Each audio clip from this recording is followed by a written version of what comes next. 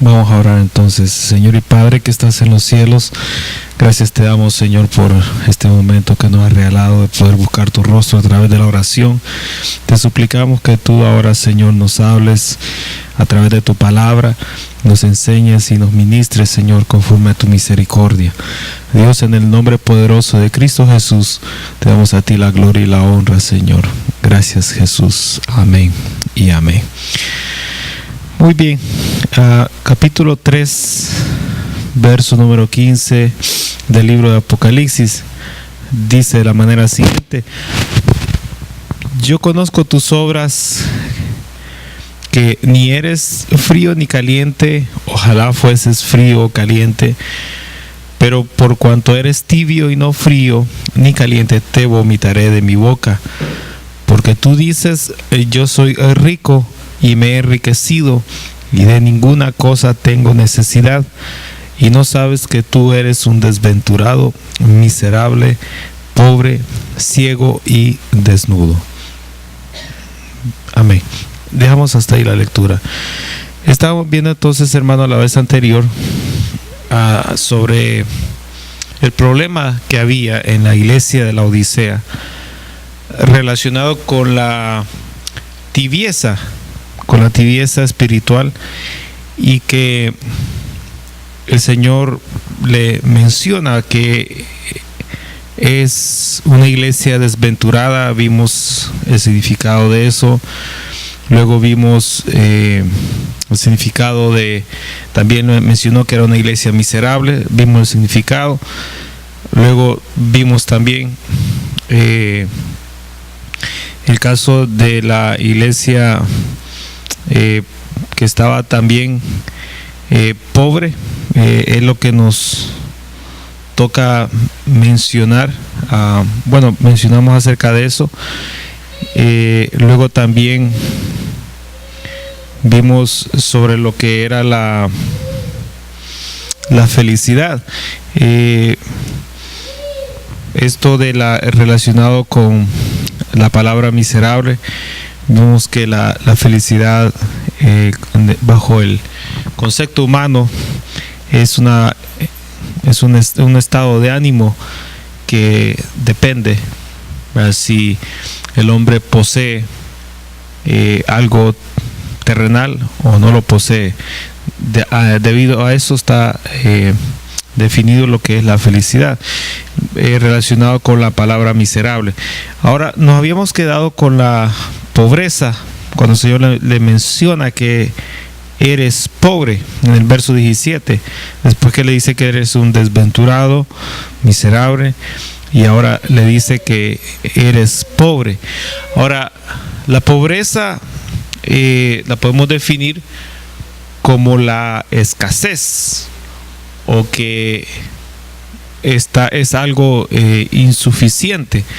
Más que todo lo vamos a estar relacionando con lo que es escasez.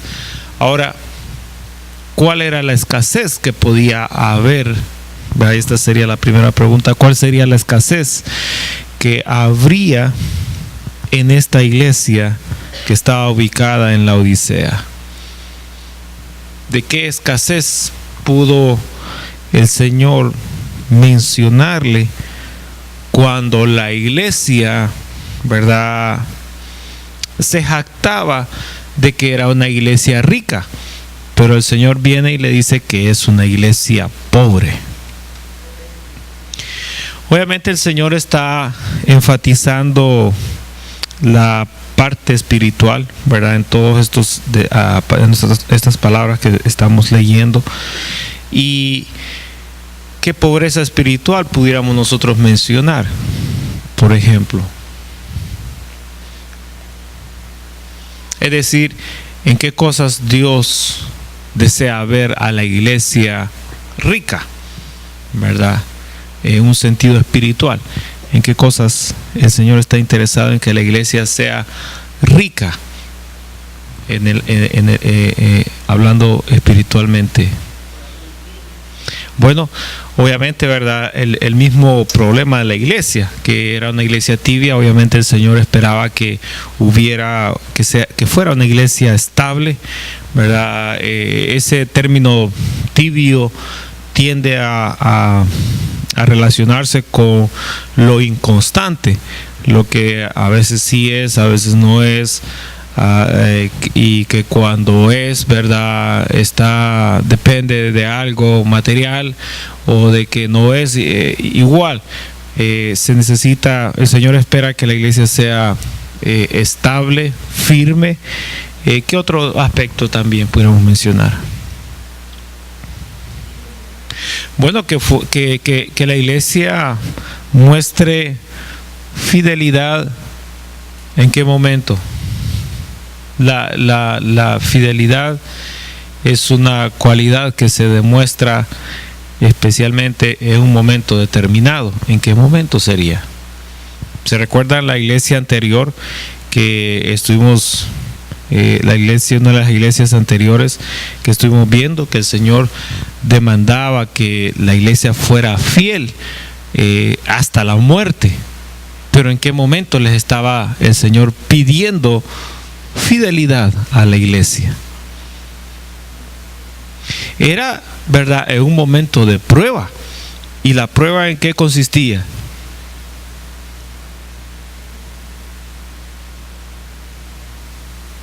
De esa iglesia, la prueba que iba a pasar esa iglesia, y que el Señor, ¿verdad?, se adelanta a la prueba y les dice: les viene una prueba y necesito que sean fieles en el momento de la prueba, ¿verdad? Entonces, ¿cuál era la prueba que les iba a llegar?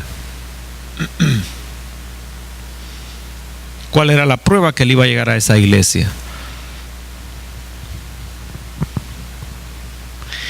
Tienen que aprenderse ya las 7 iglesias, porque el próximo miércoles es el examen. Ya hoy terminamos, primero Dios, la iglesia número 7. Así que no vayan a faltar.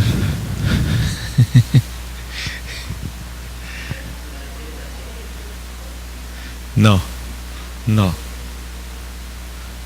Sí. ¿Cuál era?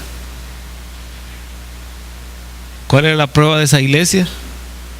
Que el Señor les dijo que fueran fieles hasta la muerte.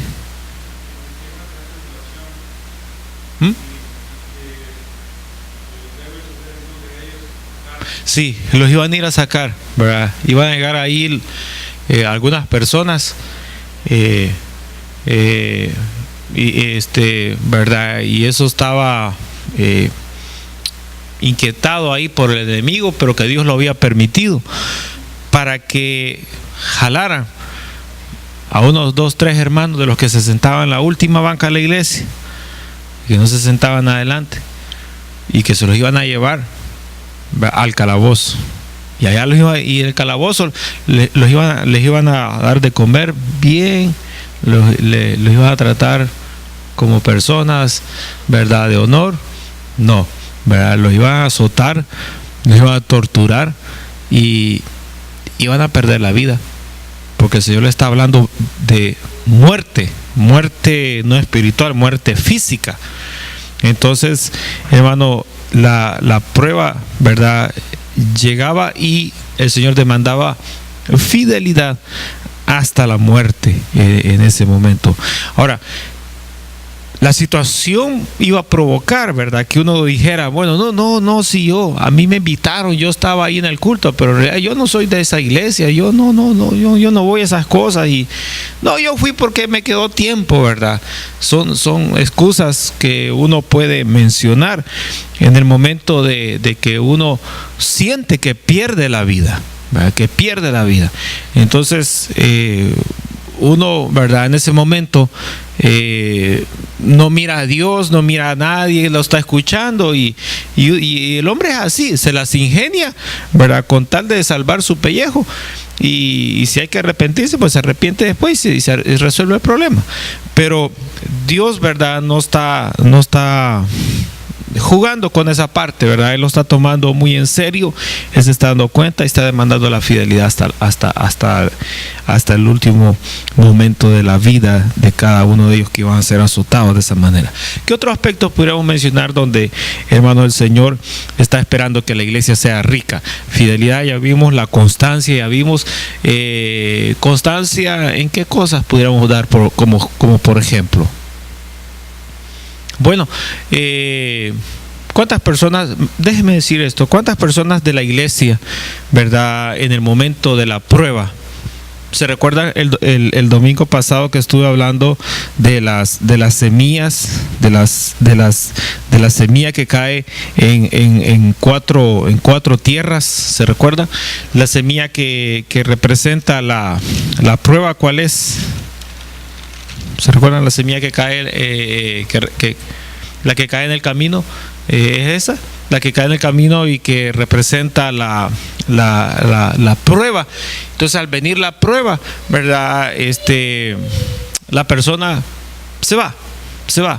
¿Cuántas personas han venido a la iglesia, ¿verdad?, y están pasando una prueba? Y por la prueba que están pasando, por el problema, por la tribulación, por la angustia, por la situación difícil, se van, ¿verdad?, se terminan yendo.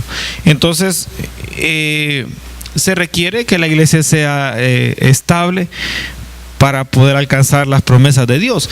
En el caso de la fidelidad es algo muy importante. ¿Qué otra cosa más el Señor espera que la iglesia tenga?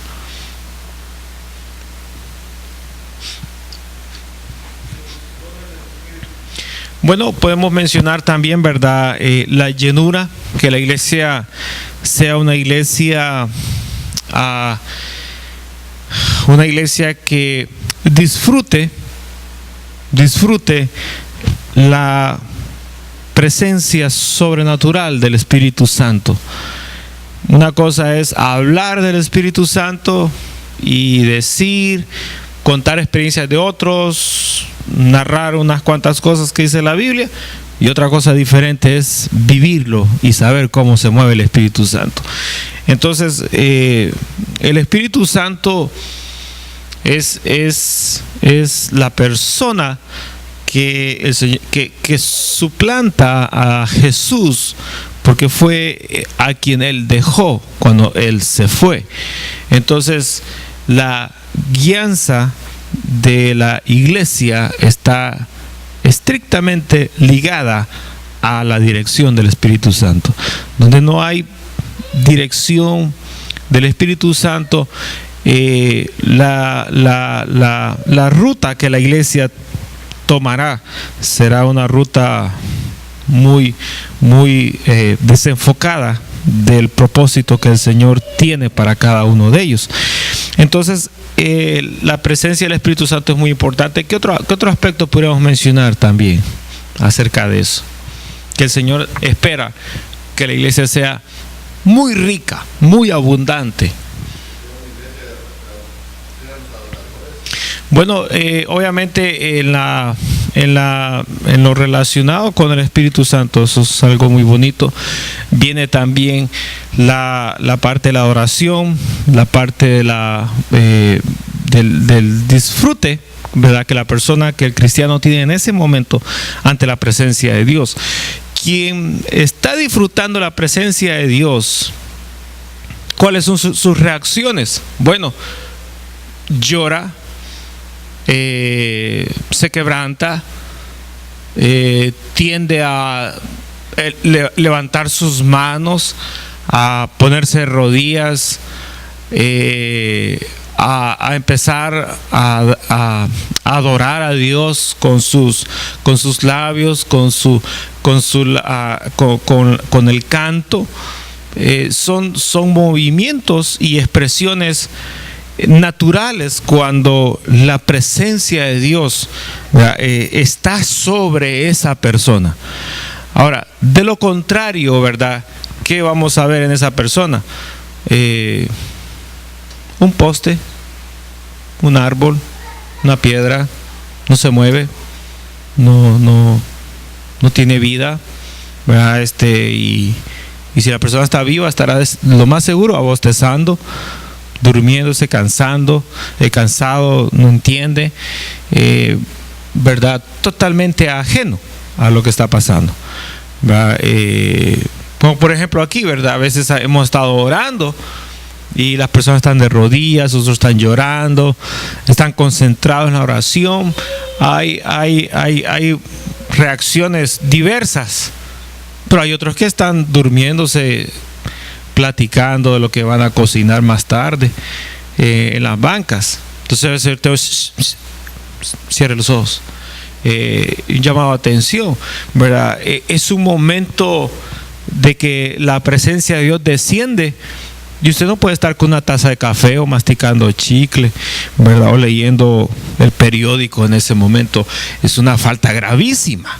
Es algo realmente llegar a la casa de Dios y estar en la presencia donde el Espíritu Santo se está derramando, se está moviendo, y que uno esté totalmente desubicado, desconectado, ¿verdad? Haciendo otra cosa. Es algo demasiado irrespetuoso para el Señor.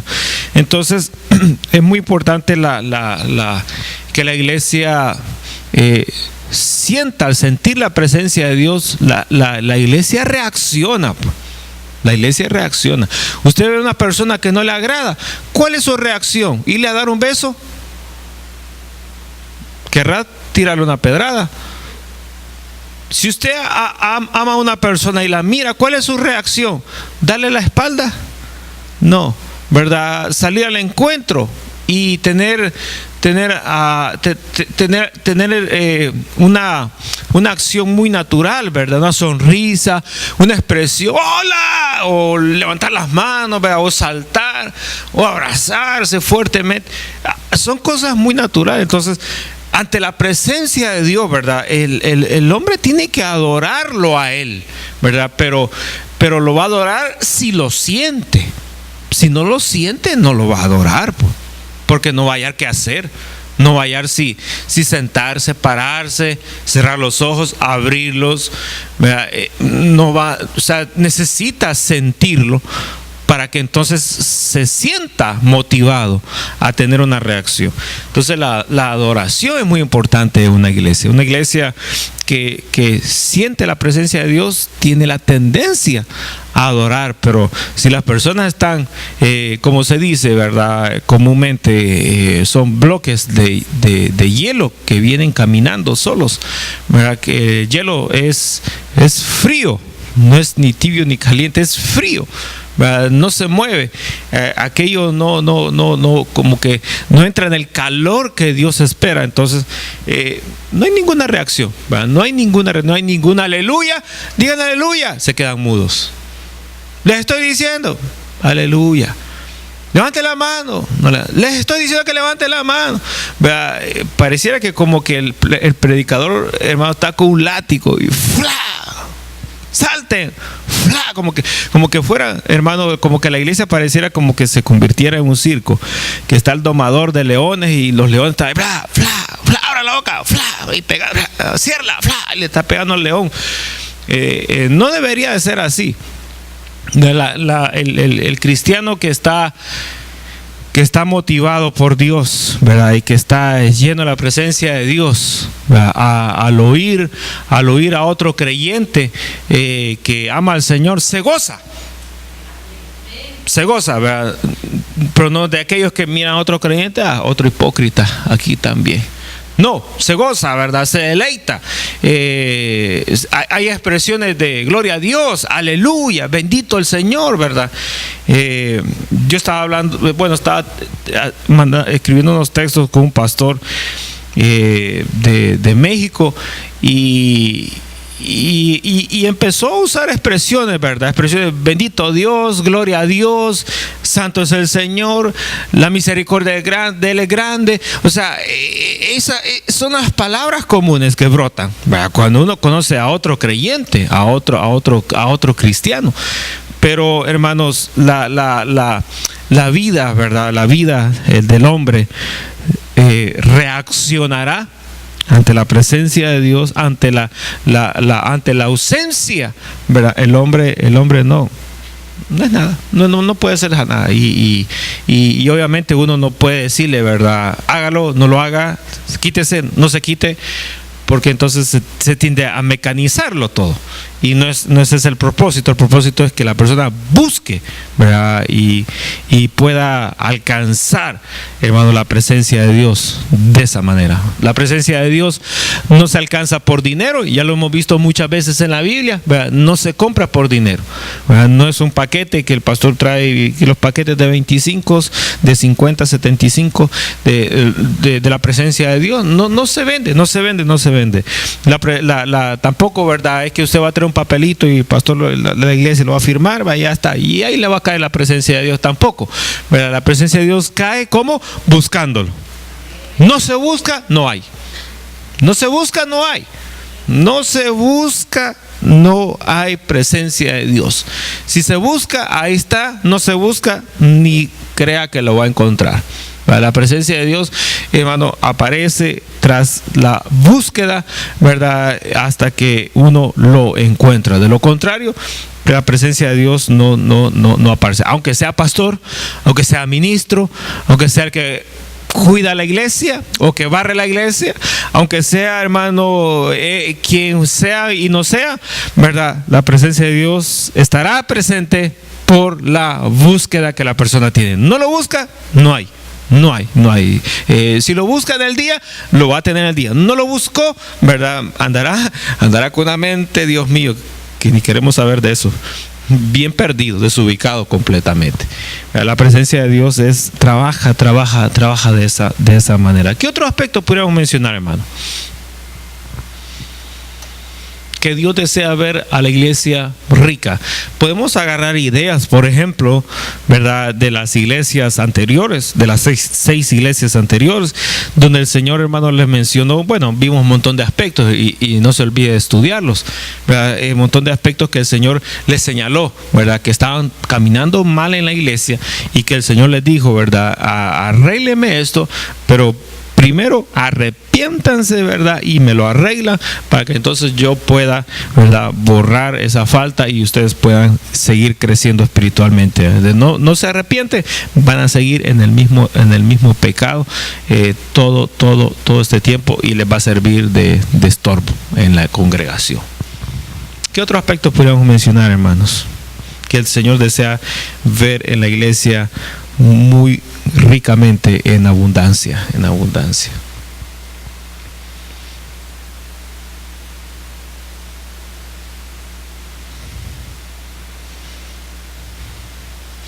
¿Se recuerdan de la iglesia que tenía la doctrina leudada? Ese es otro aspecto muy importante, que la doctrina de la iglesia no puede estar mezclada con ningún otro principio o costumbre ligado a aspectos humanos, literalmente. Tiene que ser netamente, la palabra tiene que ser netamente pura, hermanos, limpia, ¿verdad? Bueno, es limpia, ¿verdad? Y me refiero a limpia en el sentido de que no se mezcle con nada. Media vez se mezcla con sus gustos, sus opiniones, se mezcla con sus costumbres, se mezcla con sus conveniencias, ya se contaminó. Ya ahí, hermano, ya se contaminó. Había un hermano, aquí en la iglesia no lo he visto, pero yo conocí un hermano un hermano ya de edad, alto, delgado, y el hermano cuando hablaba, hermano, ese le hablaba pura Biblia, hermano. Es que, mi hermano, si usted no estaba bien paradito, ese hermano lo hacía que se reconciliara en ese momento, y no andaba midiendo quién era usted. Así, hermano, de entradita, después del saludo y la presentación, le ponía la palabra. Bonitos esos hermanos y esas hermanas que que después de que alguien les presenta a un amigo o una amiga, ¿verdad?, lo primerito que le dice es, ¿verdad?, después del saludo: me llamo fulano, mucho gusto, buenos días, buenas tardes, le quiero hacer una pregunta y usted ya es salvo. Bonitas esas personas, ¿verdad?, que de entrada, ¿verdad?, mira, te voy a presentar a Mario, él es Marcos, hola, ¿qué tal? ¿Cómo está? Mucho gusto, y se saludan entre ellos, y mire, le quiero hacer una pregunta, y usted ya es salvo. Y la otra persona se queda, sí, perdón, me está conociendo y ya me está preguntando si soy salvo. Y ahí viene el mensaje, y luego una carreta que quien los para. O sea, bonito ese tipo de personas. Este hermano que yo le estoy hablando era de ese tipo de personas, que, hermano, ponía la palabra y entonces a este hermano yo le puse un sobrenombre. Yo le puse el hermano Limón. Porque, hermano, él, ¿verdad? Usted se ha fijado, por ejemplo, dicen que para las heridas, ¿verdad?, echarse limón era como el sanatodo, de verdad. Y mi mamá a veces decía, ¿verdad?, si te arde, me decía, es porque los microbios están muriendo, me decía. Yo se lo creía, ¿verdad? Entonces yo me imaginaba que aquellos animalitos feos así con los dientes ahí se estaban ahí muriendo. Entonces, hermano, el limón en la llaga, ¿verdad?, arde, duele, ¿verdad?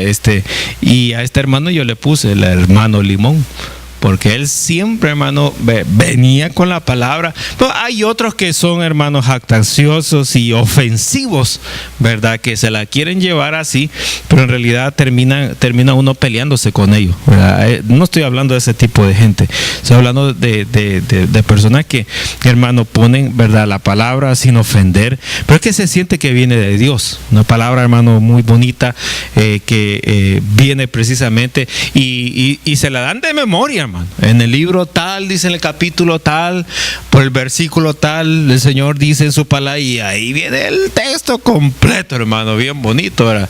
Entonces, hermano, el tener la doctrina, manejar la doctrina correcta, hermano, que no está leudada, ¿verdad?, con los pensamientos del hombre o las costumbres del hombre o lo que el hombre opina, ¿verdad?, sino que está netamente tal como está escrita, ¿verdad? Eso es algo que el Señor espera que la iglesia se maneje. A veces, por ejemplo, yo le voy a contar las experiencias que he tenido aquí. A veces yo les digo, ¿verdad?, como Limón, como el hermano Limón, la palabra de Dios dice tal cosa.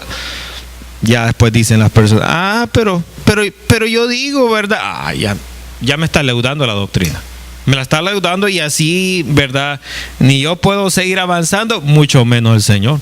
El Señor, Él espera en primer lugar que haya un corazón dócil, abierto, ¿verdad?, humilde. ¿Para qué? Para poder recibir la palabra de Él, ¿verdad?, implantada, que se pueda ser implantada en el corazón. O sea, cuando dice implantada, quiere decir, ¿verdad?, que tiene que haber un terreno ya listo para que el Señor venga, ¿verdad?, y pueda poner la planta con la raíz, y que eso no se vaya a secar, hermanos, en el corazón de nosotros, que es la palabra de Él.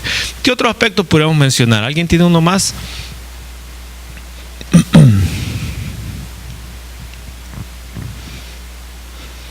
Estamos hablando de la pobreza, ¿verdad? Nos vamos a quedar uno más. El amor, bueno, el amor, ¿verdad?, es muy importante. El amor, Dios espera que esté vigente, ¿verdad?, entre la iglesia y, ¿verdad?, obviamente hacia Él. Hay muchos más, ¿verdad?, que podemos mencionar y les pueden dar un repaso. Yo en el examen les voy a pedir por lo menos que pongan unos 20 mínimo. Si pone 19 salió mal. Bien, eso es, hermano, en cuanto, ¿verdad?, a la pobreza, la escasez. Luego viene otro más, que es, el Señor le dice aquí en el verso 17, que eres, le dice, ¿verdad?, desventurado, miserable, pobre, y viene ahora y le dice ciego, ¿verdad? La palabra ciego se podemos definir como el que está privado de la vista o está obstruido, o, ¿verdad? Viene el otro significado, que carece, ¿verdad?, de comprensión, carece o está sin comprensión relacionado con alguna cosa. A veces, por ejemplo, ¿verdad? Creo que quizás a usted le ha pasado de eso, ¿verdad? Que están hablando entre dos personas y de repente un momento así un poco, ¿verdad?, tenso, le dice, ¿y que sos ciego, que no lo estás viendo? Le dice la uno, y viene el otro y se molesta, ¿verdad? Y le dice, no soy ciego, tengo ojos, le dice. Entonces, pues sí, pero no te estoy hablando de los ojos, te estoy hablando que esto, no te habías dado cuenta. O sea, no es que realmente le esté diciendo, ¿verdad?, que lo tiene que ver con los ojos, sino que más que todo sí lo había entendido, ¿verdad? Que eso, ¿verdad?, se suponía que tenía que comprenderlo. Entonces, el Señor viene y le dice a la iglesia que es ciego, que es una iglesia ciega. Ahora, no es que realmente todos los hermanos tenían problemas de vista, ¿verdad?, y que todos andaban con bastones en la iglesia, sino que es otra ceguera, que es una ceguera espiritual. Ahora, ¿qué ejemplos podríamos dar nosotros de la ceguera espiritual? Por ejemplo, cuando el Señor dijo, ciegos, guías de ciegos, ¿a quién se los dijo? A los fariseos, a ese grupo se lo dijo, ciegos, guías de ciegos. Y hay otra porción también donde el Señor les dijo, ¿verdad? ¿Puede un ciego sacar del hoyo a otro ciego que acaba de caer ahí? ¿Ha visto usted que el ciego, ¿verdad?, se da cuenta que el otro ciego iba caminando, se tropezó en la acera y dice, te voy a ayudar, dame la mano, levántate? Pero el otro que le está ayudando es ciego también. ¿Ha visto usted eso? No, si el otro que le quiere ayudar, ¿verdad?, es ciego, ¿qué va a pasar? Ahí mismo tropieza y ahí están los dos cabeceando que no encuentran cómo ponerse de pie. Entonces, ¿verdad?, un ciego no puede ayudar a otro ciego. Entonces, ¿verdad?, tiene que ser un vidente ayudándole al ciego. Pero en el caso, ¿verdad?, de la Escritura, hermanos, ¿qué ejemplo pudiéramos nosotros mencionar con la ceguera espiritual en una iglesia, presente en una iglesia?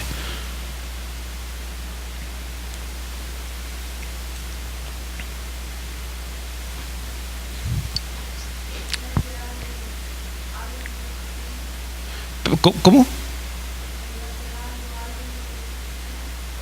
Poner a hacer.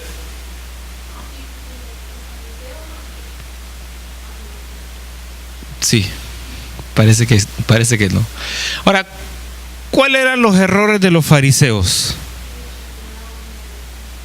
Ellos enseñaban una doctrina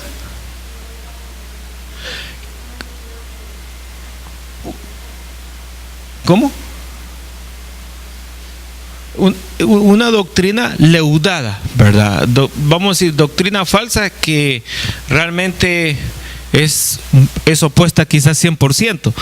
Pero cuando decimos doctrina leudada, quiere decir un poquito de acá de la palabra de Dios y otro poquito de por acá. Leudada, un poquito por acá, otro poquito por acá, ¿verdad? Otro poquito por acá y otro ingrediente de aquí un tanto, ¿verdad? Y ya tenemos una masa, la masa leudada, ¿verdad? Una masa con un poco de queso, un poco de chicharrón, un poco de ¿qué? De frijoles, y bueno, y van los ingredientes, ¿verdad? Entonces tenemos la masa leudada, ¿verdad? Entonces viene y eso era lo que enseñaba la doctrina leudada, que, hermanos, agarraban una parte de la palabra de Dios, ¿verdad? Por ejemplo, cuando enseñaban acerca de los ángeles, ¿qué enseñaban ellos acerca de los ángeles? No recuerdo si eran ellos los saduceos, pero uno de ellos enseñaba algo acerca de los ángeles. Unos decían que no existían. Otros pensaban que los ángeles se daban en casamiento, se casaban. Y luego salían angelitos. Y entonces, ¿verdad? Agarraban de la palabra la palabra ángel. Pero venían ellos y le aplicaban lo que ellos pensaban. Ya la doctrina relacionada con los ángeles ya estaba, hermano, leudada. Entonces, ellos, es decir, ¿verdad?, acomodaban las cosas partiendo, ¿verdad?, de la palabra de Dios. ¿Qué otros errores tenían ellos? Aparte de la doctrina.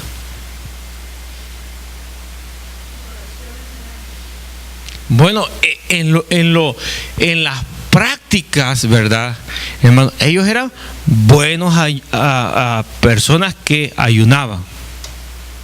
Eran excelentes. No sé si la palabra pueda caber. Ayunadores, ¿verdad? Ayunaban. Eso, hermano, nos dejaban a nosotros, llegamos a los tobillos, porque ellos se jactaban. Pues para que alguien se jacte, porque lo está haciendo. Y yo llegaba, Señor, eran buenos diezmadores, ¿verdad? Diezmaban, ayunaban, o como dice la hermana, oraban, ¿verdad? Se paraban en las esquinas y ¿quién los paraba, hermano? Y ahí estaban orando. ¿Qué otra cosa? ¿Se le olvidó? Es decir, ¿verdad? Las prácticas externas, ¿verdad? Las prácticas externas, hermano, eran secas, no tenían vida dentro del corazón de ellos. ¿Qué otra cosa más, hermano, podríamos mencionar de ese grupo? De los errores que ellos tuvieron. Ahora, el Señor a ellos les dijo, ¿verdad? Ciegos, ¿verdad? ¿Qué les quiso decir el Señor en otras palabras? No tenían comprensión de las Escrituras. Veían la palabra de Dios, y decían, ¿verdad?, por ejemplo, que el hijo tendría que ayudarle a su padre y a su madre. Entonces, ¿verdad?, ellos decían, bueno, aquí tengo 10 pesos que son para mi papá o mi mamá. No, pero es que me peleé con ellos. No se los voy a dar. Ya, mejor al Señor se los voy a dar. Señor, a ti te amo mucho, ¿verdad? Entonces venían ellos con la excusa y decía, este es mi corbán, decía. Así está escrito en la palabra. Queriendo decir, esta es mi ofrenda para Dios. Yo no se lo puedo dar a mi papá. Pero es que no es que en realidad ellos estaban quitándole la ayuda a sus padres para dársela a Dios, sino que en realidad estaban disgustados con sus padres. Es decir, se aprovechaban de las circunstancias para formar su lado conveniente, ¿verdad? Y decir que ellos, ¿verdad?, adoraban. Y entonces la persona decía, mira, la ayudita que le iba al papá y la mamá, se la dio al Señor. Mira, si esta persona sí que de verdad se va a ir para el cielo. Pero eso era falso, ¿verdad? Era falso. El Señor, hermano, lo descubrió y se los sacó en la cara. Entonces, ellos, hermano, es decir, ¿verdad?, esas prácticas, hermano, que ellos tenían, ¿verdad?, leyendo las Escrituras, como dijo el hermano, no lograban comprenderlo. Ahora, ¿por qué ellos no comprendían, hermano, la palabra de Dios? Porque estaban ciegos. ¿Y por qué estaban ciegos? Porque no entendía. Estamos así en un círculo, ¿verdad? Ciegos porque no comprendían, comprendían porque no eran ciegos, ciegos porque... Entonces, ¿pero por qué? Bueno, porque carecían del Espíritu Santo.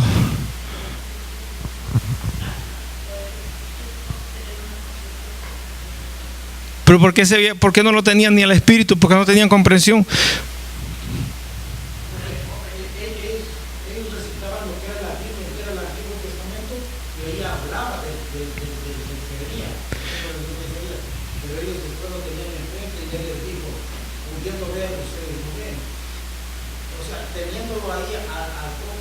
Ajá, exacto, pero ¿por qué no veían? ¿Por qué no comprendían?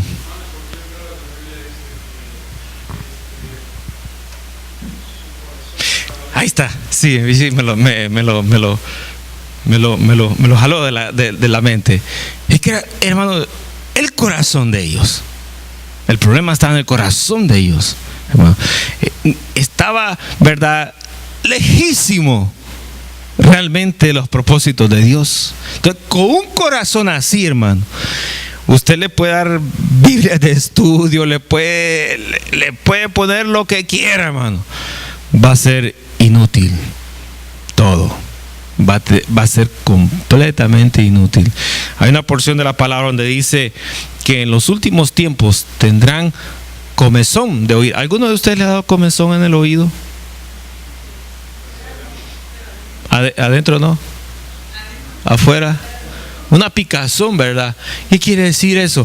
Que el Señor está diciendo en la palabra de Él que en los últimos tiempos habrá gente que tendrá interés, un gran anhelo, un interés profundo por escuchar, hermano, doctrinas nuevas, y se cansarán, ¿verdad?, de la doctrina sana de la palabra de Dios, ¿verdad? Acontecerá que en los últimos tiempos tendrán comezón de oír, ¿verdad?, doctrinas, enseñanzas, mensajes que no están enfocados, ¿verdad?, con la sana doctrina, sino que más bien vendrá a alimentar sus propios vientres, es decir, vendrá hacia ellos, ¿verdad?, con una conveniencia hacia ellos mismos. Entonces, hermano, la palabra de Dios, ¿verdad?, hermano, es bien clara. Una persona con un corazón, ¿verdad?, sucio, hermanos, difícilmente puede agradar al Señor. Difícilmente. ¿Se acuerda aquel hombre que quería comprar, en el libro de los apóstoles, quería comprar, hermano, el don el derramamiento del Espíritu Santo, y ofreció dinero? Él se convirtió, fíjese, se convirtió al Señor, pero después de la conversión realmente no quedó limpio. No, o sea, uno espera, ¿verdad?, la conversión, pues ya el Señor lo alcanzó, lo lavó, lo regeneró, amén, ¿verdad? Pero hay personas que no quedan así, hermano, y este hombre fue uno de esos, y andaba, hermano, con los apóstoles, y les decía: ¿para dónde van ustedes? Vamos para allá, una campañita por aquel lado. Yo voy con usted. ¿Y ahora para dónde van a ir? Yo voy para orar, vamos para orar. Yo voy, lo voy a dar con usted. Y ahí andaba viendo todo, y veía que solo ponían las manos y recibían el poder del Espíritu Santo. No, pues no sé qué me lo den, ¿verdad? Y como tenía dinero, pues mire, deme un poquito a mí también, ¿verdad? Y les ofreció dinero. Entonces, ¿qué le dijeron ahí inmediatamente a él? ¿Qué le dijeron? ¿Quién se recuerda? Sí, ¿y qué más? Me dijeron lo que no quería oír. Lo que quería oír no me lo menciona. ¿Qué le dijeron? ¿De qué estamos? Estábamos hablando del corazón. ¿Qué le mencionaron acerca? No. Algo así eres, hermana. Algo así. Tu corazón no es recto delante del Señor, le digo. Tu corazón no es recto delante del Señor. Y es más, veo que en hiel de amargura y en prisión de oscuridad estás. Y entonces aquel se afligió en ese momento y le dijo: ay, Señor, rogad a Dios que eso no sea así, ¿verdad? Es decir, hermano, lo vieron que el corazón de él estaba entenebrecido. Y que obviamente un corazón, hermano, sucio, ¿verdad?, no puede tener acceso a la presencia de Dios, ni es permitido por Dios que entre, hermano, un corazón de ese tipo. Y también, hermano, es una persona que está en prisión. Es decir, una persona que está en prisión no es libre. No puede tener libertad, por ejemplo, de adorarlo. No puede tener libertad, hermano, de buscar, de encontrar al Señor. No tiene libertad, es decir, está atado, está limitado. El creyente, el Hijo de Dios, no está limitado para buscar y disfrutar la presencia de Dios. El que está con corazón entenebrecido, sí. Y ahí le dijo, claro, veo que estás en prisión de oscuridad. Así que arrepiéntete de esta maldad que acabas de hacer, hermano. Pero hermano, pero el Señor se ofendió. El Espíritu Santo se ofendió. Porque él lo que hizo, ¿cómo se llamaba? Simeón, algo así. Simeón o Simón, algo así. Pero comienza con S, ¿verdad? Estúdienlo porque lo ponen en el examen. Él lo que hizo fue solamente, ¿verdad?, enseñarle el billete de a 100.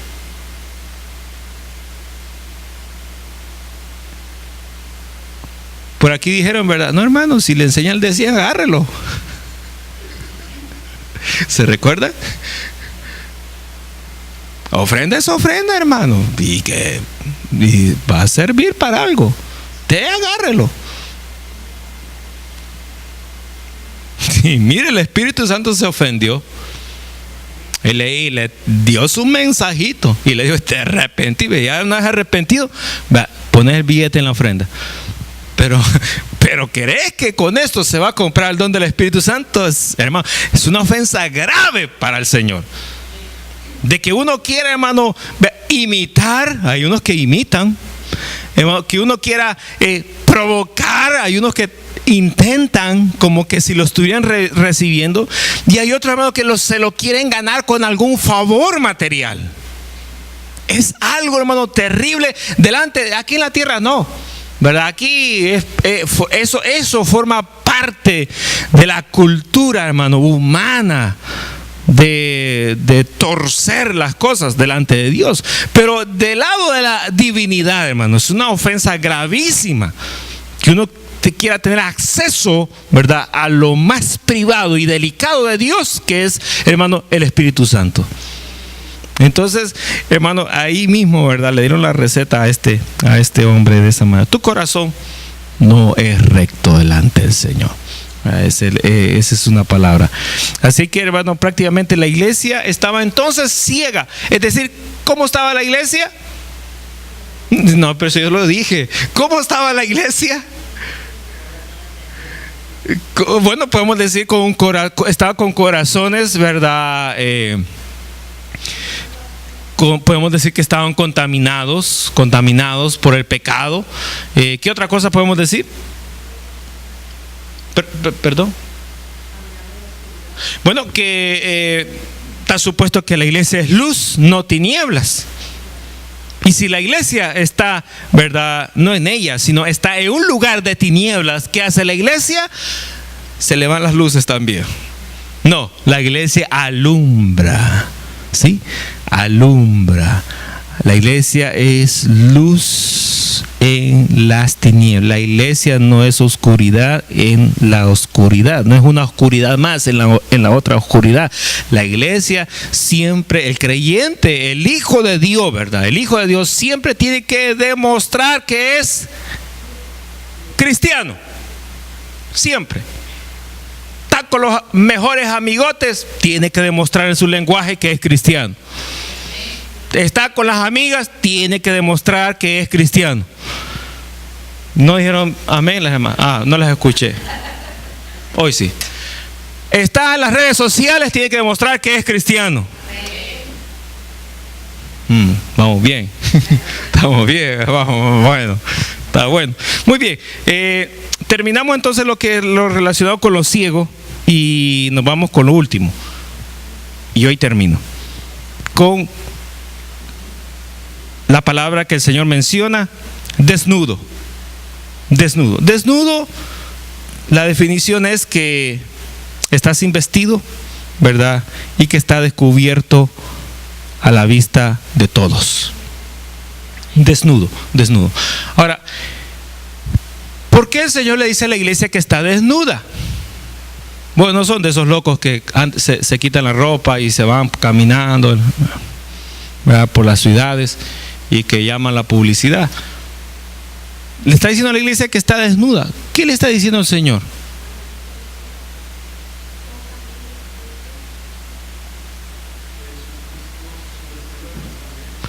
Ahora, hermano, una persona que está desnuda, lo vamos a interpretar de esta manera. Una persona que está desnuda, ¿verdad?, es que no tiene las vestiduras. Ahora, ¿para qué sirven las vestiduras? ¿Se acuerdan que lo vimos la vez pasada? ¿Para qué sirven las vestiduras?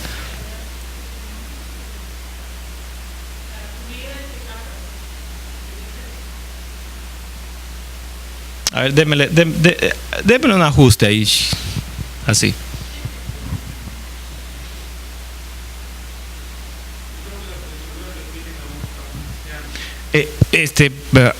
Se me fue muy lejos. ¿Para qué sirven las vestiduras en la vida? La vestidura, la camisa, el pantalón, la falda, la blusa. Para cubrir, no es para dar buen aspecto, bueno, eso es ya secundario, pero lo primario es para descubrir la desnudez, ¿verdad? Las vestiduras sirven para descubrir la desnudez. Ahora, hermanos, cuando la desnudez, ¿verdad? La desnudez es algo que genera vergüenza, ¿verdad? Genera vergüenza. Ahora, similarmente, ¿verdad? Hay otra palabra en un término espiritual comparado con lo que acabo de mencionar, y es el pecado. El pecado, ¿verdad?, no genera orgullo. El pecado genera vergüenza. Entonces, cuando el Señor le está diciendo, ¿verdad?, a la iglesia que es una iglesia que está desnuda, quiere decir que, hermano, está, ¿verdad?, demostrando, reflejando, enseñando, ¿verdad?, su vergüenza, su pecado. Entonces la iglesia, hermanos, no está en una condición, ¿verdad?, de cubrirse, ¿verdad?, de tener las vestiduras apropiadas para cubrir su desnudez, sino que, hermanos, simplemente está demostrando su desnudez. Está demostrando, ¿verdad?, lo que le va a dar vergüenza a otra persona verlo. Y está demostrando, en otras palabras, el pecado. Entonces, la iglesia, hermano, el Señor le está diciendo, ¿verdad?, que hay pecado presente en la iglesia. Y mire que no es un grupo, no es una persona. Le está hablando a la iglesia en general. Hay pecados presentes en la iglesia que son visibles a todos. Ahora, ¿qué ejemplos pudiéramos mencionar de una iglesia en ese término? De que es una iglesia que toda la iglesia está en pecado. Bueno, lo más común, ¿verdad?, la fornicación. Yo estuve en una iglesia, dirigiendo una iglesia, hermanos, donde toda la iglesia estaba así. Toda la iglesia estaba así. Comenzó, ¿verdad?, el de acá se juntó con el de allá para acá. Los que estaban casados, uno de los que estaba casado con el otro de acá, hermano. Y finalmente, toditos, incluyendo al pastor que estaba ahí. Después yo entré. Toditos, hermano. Todos cayeron en el pecado sexual. Todos. Entonces, dirigiendo una iglesia así, mi esposa me dijo, me hizo una pregunta. Me siento muy preocupada, me dice. ¿Por qué? Porque te diste cuenta que en la iglesia somos los únicos dos que estamos intactos hasta ahorita de todo lo que ha pasado. Y entonces me dijo ella, no sé qué hacer, me dice. No sé, quisiera saber algo como para que nos garantizara a nosotros que los próximos no somos nosotros. Entonces le dije, no te aflijas, no te preocupes por eso. Lo único que tenemos que hacer es continuar haciendo lo que hemos hecho hasta este momento. Porque lo que hemos hecho hasta este momento nos ha garantizado a llegar hasta aquí. Entonces no hagamos nada contrario, nada opuesto, nada nuevo. Hagamos lo mismo, porque entonces nos va a seguir garantizando todo el resto del tiempo que estemos acá. Ahora, toda la iglesia cayó así, toda, no se salvó nadie se salvó. Ahora, había pecado en la iglesia. Ahora, era para mí era bien difícil, honestamente, bien difícil ser un pastor, ser un predicador, traer un mensaje el domingo, porque toda la gente está en pecado, en fornicación, adulterio. Entonces, ¿verdad?, uno se para aquí y entonces uno viene y ¿de qué va a hablar? De la bendición de Dios que viene y que cae. ¿De qué le va a hablar? De las promesas de Dios que son dulces como la miel. ¿De qué mensaje puedo traer, hermano, a una iglesia que está así? No puedo traer ningún mensaje, hermano, más que, hermano, simplemente arrepiéntanse, pecadores, ¿verdad? Dios ha dicho en su palabra esto, ¿verdad? Y a eso agréguele que Dios también me daba palabra dura. Entonces, hermano, dígame, me convertía como que era uno de los profetas de Israel. Que Dios enviaba a Ezequiel, enviaba a Jeremías, ¿verdad? Solo este mensaje me vas a predicar. No me hables de otra cosa. Es duro ser un predicador y tener, hermano, un mensaje, ¿verdad?, que nunca pueda pasar del llamamiento a reconcilio o a conversión. Hermano, es bien duro tener otro mensaje que sea de beneficio para la iglesia, o de provecho, o de la llenura del Espíritu Santo. Peor de eso, hablar de eso, peor. O sea, entonces, hermano, prácticamente se estanca uno el mensaje, se estanca la visión, porque uno no puede hacer nada, no puede hacer nada. Yo le puedo contar muchas cosas que quise hacer, no pude hacer absolutamente nada. Ahora, ¿por qué? Porque la iglesia estaba toda en pecado, y en pecado no se puede avanzar para ningún lugar, ¿verdad? Simplemente hay que esperar que se muera uno por uno, pum, y nazca los retoños, los vástagos, ¿verdad? Los nuevos, para ver si con eso podemos trabajar. No se pudo hacer nada. Entonces, esa es una de las cosas, ¿verdad? Que, hermano, que son muy comunes. Otra cosa pudiera ser, por ejemplo, aquel espíritu divisionista en la iglesia, que a cada rato se está dividiendo, a cada rato se levanta una persona, junta 2, 3, 4, 5 y están peleando con el resto de la iglesia, se van, pum, aparece otro y luego lo mismo, pum, pum, agarra otros 2, 3, 4, 5, pum, dividen la iglesia y se van. Hermano, hay muchas iglesias, hermano, que se han dividido hasta cerca de 9 veces. Yo he estado predicando en una iglesia, hermano, y cuando yo le hice la pregunta al pastor, y la iglesia, ¿cuándo comenzó? Ah, no, me dice, esta iglesia es una de las 9 que se dividieron de la grande. La otra grande estaba por aquel lugar. Me dice, wow, Dios mío, ¿qué espíritu habrá entonces aquí? Todo el mundo se está dividiendo. Todo el mundo se está, hermano, peleando, se está discutiendo, ¿verdad? Ese pudiera ser otro aspecto. ¿Qué otro detalle pudiéramos mencionar, hermano? Así rapidito. Bueno, siempre se pelean, pero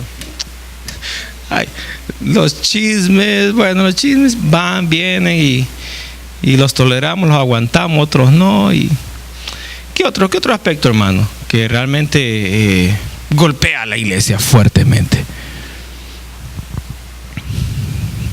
Ahora, entonces, hay muchos, en realidad hay muchos. Dice aquí entonces la Biblia, hermanos, verso 18. Ahora, por tanto, yo te aconsejo que de mí compres oro refinado en fuego, para que seas rico, y vestiduras blancas. Hablamos de las vestiduras blancas en la iglesia anterior. Para vestirte y que no se descubra, ahí está, la vergüenza de tu desnudez, y unge tus ojos con colirio para que veas. Acuérdese que el Señor, hermano, le da a la iglesia la receta, ¿verdad? La receta, le habló de la desnudez. Compra el vestido que yo te doy. Le dijo que era ciego, le dijo, yo tengo el medicamento para que te eches en los ojos, ¿verdad? Y puedas ver. Luego le mencionó también, ¿qué otra cosa? Cuando le dijo que era pobre, ¿verdad? Le dijo, bueno, pídeme a mí el oro, ¿verdad? Que el oro que yo te doy es un oro que está ya refinado, es un oro que está ya procesado, y que el oro ya no tiene la maleza. Acuérdense que el oro, cuando lo extraen, ¿verdad? Viene en lo rústico, Ahora ese oro, ¿verdad? Lo tienen que meterlo a un proceso para que finalmente, ¿verdad?, sea aquella pieza que brilla, y que tiene mucho valor. Bueno, siempre tiene valor, que brilla. Entonces el Señor le está diciendo, ya tengo el oro procesado que está brillando, así que pídemelo, ¿verdad? Porque esto te va a servir para enriquecerte. Pero de que tú eres rico, no eres rico, eres pobre, ¿verdad? Entonces, hermano, ahí el Señor le da la receta. Y luego verso número 19, el último, le dice el Señor, yo reprendo y castigo a los que amo. Mire, ¿se acuerda lo que estuvimos hablando con los padres, en la reunión de los padres, los que se quedaron? Que el padre tiene la responsabilidad. Recordémonos, habían 4 cosas. El padre tiene que ser, en primer lugar, ejemplo para sus hijos. Segundo, el padre tiene que hablar, ¿verdad?, verbalmente, hablar y dar las indicaciones a sus hijos. Tercero, ¿verdad?, el padre tiene que, ¿verdad?, después que ha hablado verbalmente con su hijo y su hijo ha roto las instrucciones que se le han entregado, entonces el padre tiene que disciplinar. La disciplina implica un castigo. Ahora, la cuarta, lo que el padre no tiene que hacer es, ¿verdad?, abusar.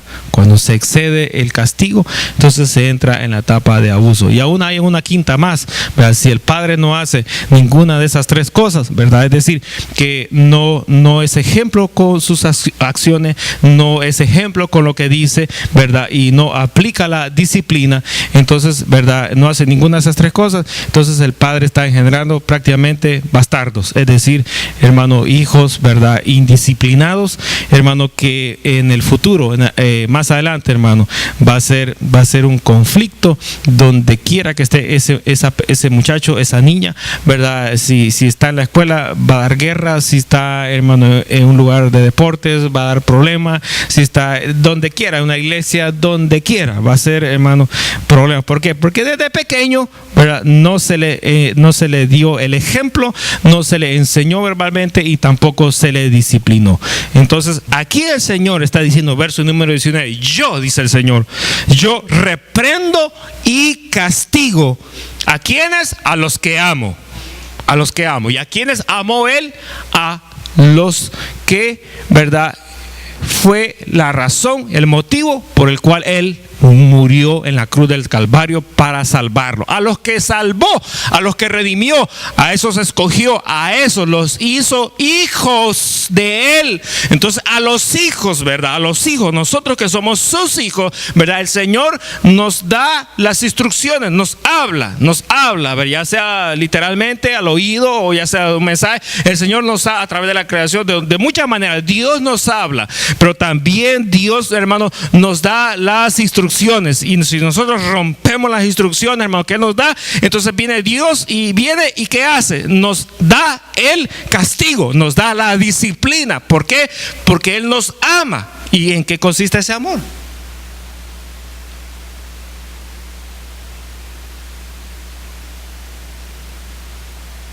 Tiene que acordarse de las frases que yo leo siempre cuando hacemos Santa Cena.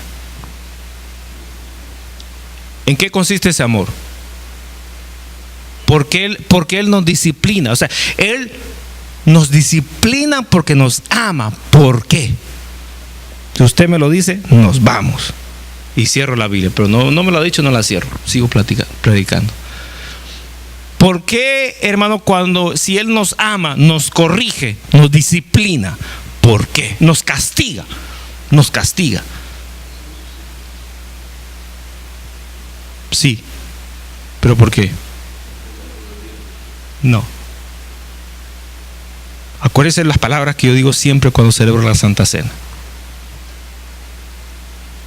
Ya las he escuchado como 5 años. No lo menciono eso, no lo menciono. Y lo leo de la Biblia, lo leo de la Biblia.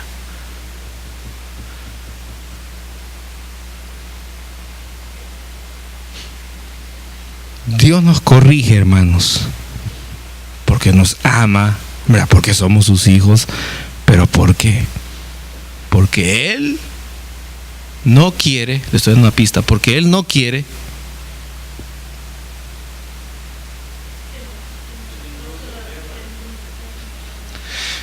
no me mencionen los textos, no, pero está cerca, porque Él quiere que no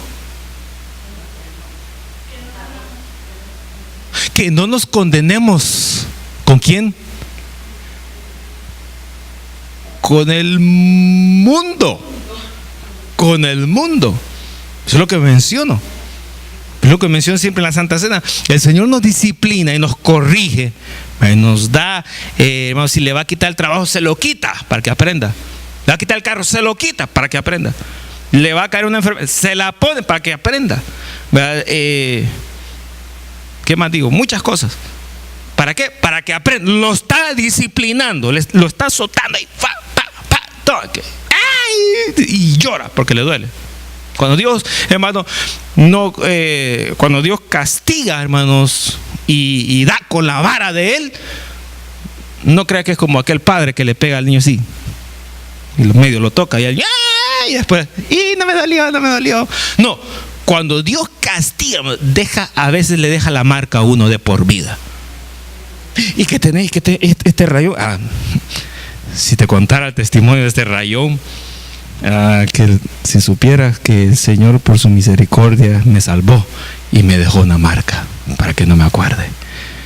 Cuando el Señor, hermano, disciplina, deja esta marca a veces, ¿verdad? Deja ahí como una señal de la disciplina que nos aplicó, para que si volvemos a romper la ley, las instrucciones que Él nos ha dado, o pasarnos del límite que Él nos ha puesto, ¿verdad? Él ya sabe, ahí está la marca, te cae otra doble. De la primera tuve misericordia, de la segunda no juegues, que quién sabe. Entonces, hermano, dice aquí: yo reprendo y castigo a los que amo. Sé pues celoso. Sé pues celoso. ¿Cuántos celosos hay aquí? Y celosas. No vinieron.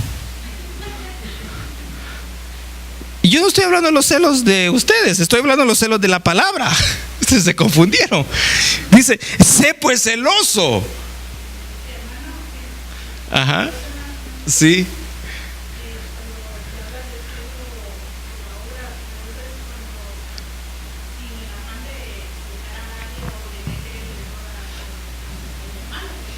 Uh-huh.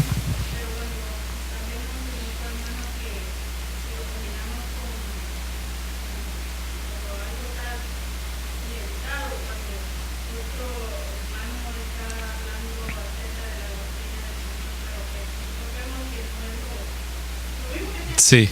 Uh-huh.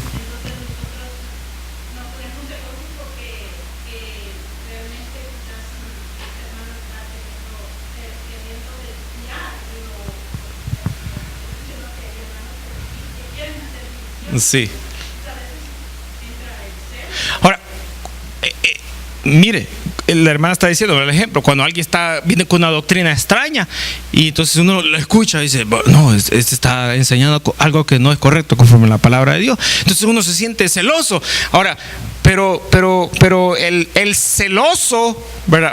Vámonos al celo del mundo. El celoso, ¿verdad? Demuestra sus celos con la esposa. ¿En qué manera?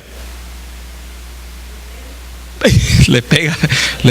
No salís y no vas a salir en ningún lugar. Quiero que ningún hombre te vea. Y nadie la está viendo. Pero él es el celoso. Y la mujer celosa, ¿qué le dice al esposo? Ya me fijé, todas te miran. ¿Qué? Sí, todas se te quedaron viendo. Y no es que tú tenés celos, ¿verdad? Ahora, el celoso, la celosa, demuestra los celos, ¿verdad? Entonces, el Señor Jesús, cuando entró al templo y vio los mercaderes y que habían hecho aquella, ¿verdad? Les dijo, ¿qué dijo que habían hecho? Yo estaba pensando en eso un día de estos. Cueva de ladrones, ¿verdad? Cueva de ladrones. ¿La cueva para qué es? Para esconderse. Y siempre es oscuro, ¿verdad? Las tinieblas, ahí está el pecado, ahí está, hermano, todo lo feo, lo sucio. Cueva de ladrones. ¿Qué era la cueva de ladrones? El templo de Dios. Entonces, después hermano, que el Señor vio eso, ¿qué ocurrió en él? Estaba profetizado, estaba en el Antiguo Testamento. Y tiene que decirme la cita, tal como estaba profetizado. No. ¿Cómo decía? El celo de tu casa me consume. Ahora, ¿qué está diciendo? O sea, es algo que siento que voy a explotar, no lo soporto. Entonces el Señor, hermano, demostró el celo. ¿Qué hizo en ese momento? Agarró ahí y le dio correazos a todos. Los sacó corriendo. Y en las mesas les dio vuelta y cayeron y dejó ir que se fueran los animales, hermano. Es decir, el celoso y la celosa demuestran los celos. Ahora, nosotros, hermanos, si somos celosos, nosotros, ya vimos que el Señor, ya vimos que la esposa, ya vimos que el esposo. Ahora, nosotros, hermanos, conforme a la doctrina, la palabra de Dios, ¿cómo demostramos el celo? Un silencio muy tranquilito. ¿Cómo demostramos el celo nosotros? Es que a veces no lo demostramos. Como dijo la hermana, sentimos el celo, pero ay, no es que me meta en problemas. Sí. El Señor era el Señor, pues. Los profetas eran profetas, pero no, yo soy una persona prudente. El celoso, hermanos, el Señor está diciendo: sé celoso y demuéstralo.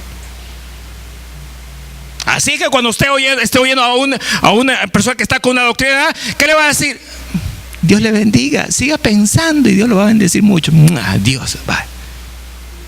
Dígale, arrepiéntase, porque eso no está conforme a la palabra de Dios. Eso es herejía. Y ahí va un gran mensaje terrible. O sea, usted está demostrando que es celoso por la obra, por las cosas del Señor, que la está protegiendo, las está defendiendo. Pero tiene que demostrar, hermano, la energía, el empuje, ¿verdad? Ahí, hermano, la fuerza. Tiene que decirlo, pero no lo dice. Es que hoy somos bien prudentes, bien éticos. Somos, ¿verdad?, bien quietecitos, somos muy amigables. Había que ver por qué lado. Pero el Señor le dice: sé celoso, pues, y arrepiéntese. Ya no sigo, tenía más cosas que mencionar de esto, pero ya no sigo. Y arrepiéntese. La receta para todas las iglesias: arrepiéntense, arrepiéntense, arrepiéntense de ese pecado, arrepiéntense, arrepiéntense, arrepiéntense. ¿Para qué? Para que puedan alcanzar el perdón y salir de esa situación difícil que los está obstaculizando.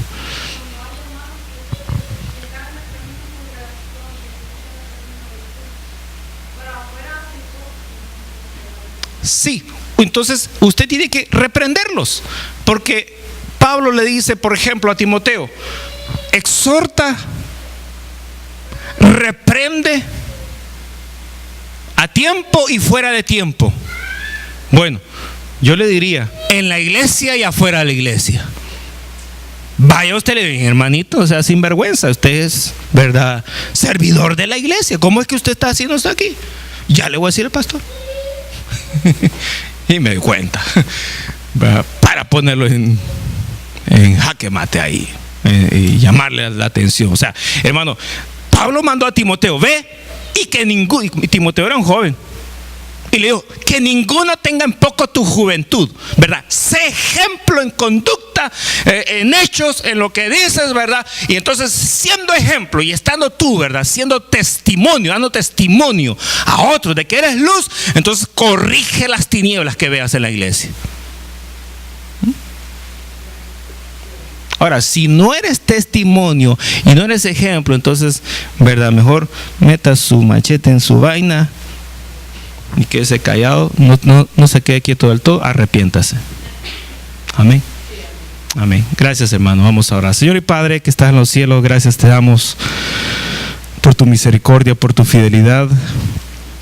Gracias por permitirnos, Señor, estudiar tu palabra, por comprenderla, Señor. Te rogamos que en el nombre glorioso de tu Hijo bendito, Señor, nos enseñes cada día más y más.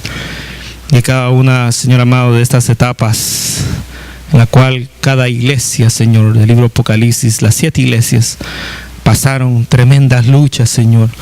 Tuvieron victorias, pero también tuvieron muchas situaciones que las ponían, Señor amado, en desventaja contigo. Dios, te rogamos que según sea, Señor amado, la carta que tú nos entregues a nosotros, como se la entregaste a cada uno de estos pastores, seamos, Señor amado, diligentes para poder escuchar tu voz, Señor, y poder poner, Dios mío, por obra cada palabra que tú demandes de nosotros. Señor, ayúdanos a ser humildes, sencillos, Señor, y que podamos, Señor, reconocer, arrepentirnos, Señor, cuando estemos nosotros caminando mal.